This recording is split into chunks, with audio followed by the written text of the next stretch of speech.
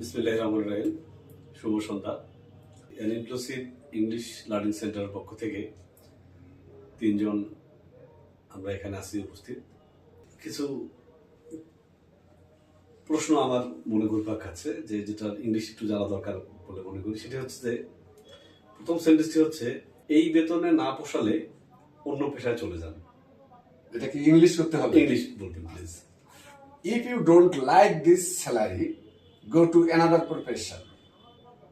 এই বেতনে না পোষালে অন্য পেশায় চলে যান। আরেকটি বাক্য হচ্ছে, মানসিক রোগের চিকিৎসা করাতে করাতে ডাক্তার নিজেই মানসিক রোগী হয়ে গেছেন। এটার ইংলিশ করতে English. While treating the mental illness, the doctor himself has become a mental patient. Okay, thank you. আরেকটি আছে, এটা কি বলবে? আমি বলবো? ইয়েস। আচ্ছা, পাগলের ডাক্তারকে যদি শিক্ষার চেয়ারে বসানো হয়, সে তো পাগলের প্রলাপই করবে। এটাও ইংলিশ করতে জি। হবে। If the mad doctor is placed in the chair of education, then he will be delirious. আবার সেন্টেন্সটি বলি, ভালো লাগলো। If the mad doctor is placed in the chair of education, then he will be delirious.